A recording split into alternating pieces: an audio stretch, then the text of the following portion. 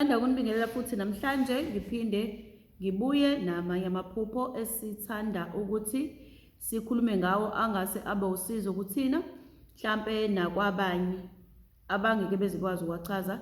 Uthola ukuthi umuntu liphuphile iphupho kodwa uyafisa ukulazi usilisho ukuthini, uthola ukuthi akazanga ukuthi uzolithini, uzolibuza kubani, mhlawumbe akayitholi nezimpendulo zakhona. Namhlanje nginesifiso sokuthi ngeke ngichaze ngamaphupho engeke ngabuzwa abangikhomentelile. Uma comments ukuthi nene kusho ukuthini uphupha uwasha, kusho ukuthini uphupha ugeza, kusho ukuthini uphupha ukhulelwe noma umuntu okhulelwe. Ilawo maphupho ke namhlanje ngizothanda ukuthi ngikhulume ngawo ukuthi ngabe achaza ukuthini. Kusho ukuthini uphupha uwasha. Ukwasha nawe uyazi ukuthi vele mhlawumbe kufanele uwashe ingubo zakho ukuze kuphume udoti, ukuze zibe clean, ukuze ziqokeke. Ilokho uyazi umsebenzi lokuwasha kusho ukuthi into yakho ikhipha udoti othize ongcolisile noma insile ethize ukuze ube clean. Okusho ukuthi wena lapho ke uyatshelwa ukuthi kini kumele nizame ukugeza lapha ekhaya ngoba kunomuntu mhlawumbe odlulile nangamgezela odinga ke ukugezelwa. Yona ndlela azonitshela ngayo leyo ukuthi ucela ukuthi nigeze. Uzosiphupha ke wena uwasha ukuthi kufanele kugezwe lapho nina nonke kini. Kusho lokho nje. Uma uphuphe wena ugeza wena, kusho ukuthi wena njengoba uphuphe ugeza wena uqobo lakho kwaba khona isimo sento ethize yakwehlela wangathola ukuthi ugezwe. Kusho ukuthi mhlambe waba into wangena ehlazweni noma kwaba khona into ewuhlazo wangena yona njengokuthi nje njengoba uphupha unqunu. Uphupha unqunu ila uthola ukuthi khona uzongena ehlazweni. Kusuke kukhona into ezokuphoxa uma nje uyiphuphe unqunu kunento ezokwenza ukuthi nje uphoxakale. Ake ngithi ke usuyiphupha unqunu uyageza. Kusho ukuthi nene wena kunento ethize yakwehlela mhlambe ngenzeka ukuthi waphuphunyelwa ingane, ngenzeka ukuthi wahanjelwa umuntu ozwana naye. Ngayibo leyo nto usuzoyiphupha ke wena ugeza. Sekufanele ke wena utshelwa ke ukuthi manje awuzame ukuthi ugeze wena. Ayizwa leyo nto. Sola into yokugeza ugeze kukhumule lento lena yenzila njani. Noma mhlawumbe kuhamba ugogo wakho noma isihlobo sakho noma umama wakho wangakwazi ukugezwa, usutshela ukuthi ke awuzame ukususa leli thunzi elinjengaleli kuwena ke.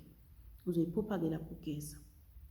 Ake ngithi ke ngidlule kulawo ukugeza okukhulelwa ke manje ngene ekukhulelweni ukuthi uma ngenzeka ukuthi uphuphe wena umuntu okhulelwe umbone, angisho ebelethe, umbone nje kukhulelwe. Kusho ukuthini?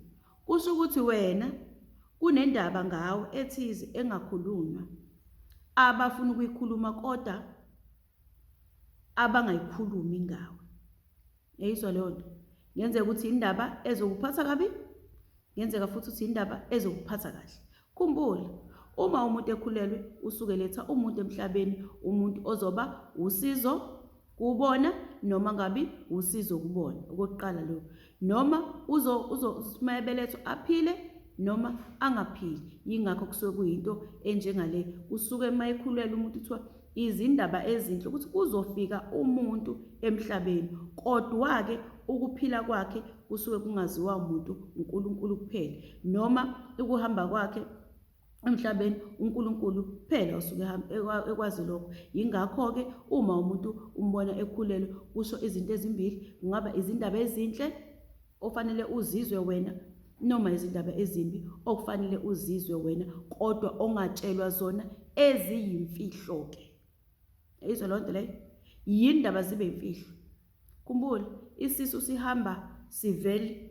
Umuntu nje okhulelwe awuzwa ngendaba ukuthi ngabunjani lokho, uyakubona usukhulelwe.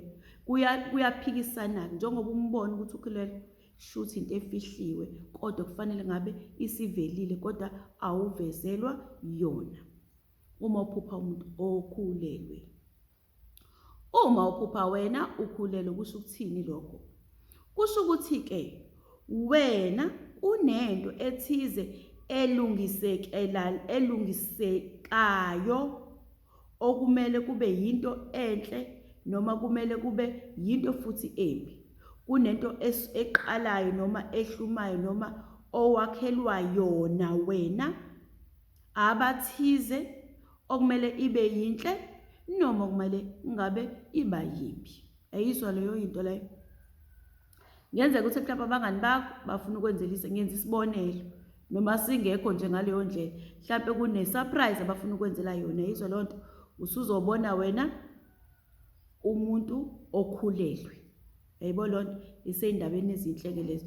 Mhlawumbe ngenzeka futhi wena ukuthi umngani wakho ufuna ukukutshela ukuthi umngani wakho ujola nomuntu wakho.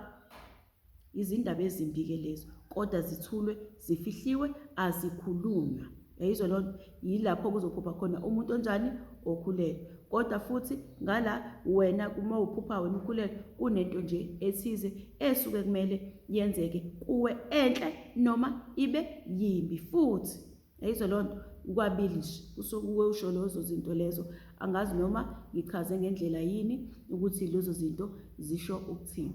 Okwanamhlanje ngicela ukuthi ngime lapho, ngibuye futhi nezinye izindaba ezithize ezifaka amaphupho. Ngiyabonga.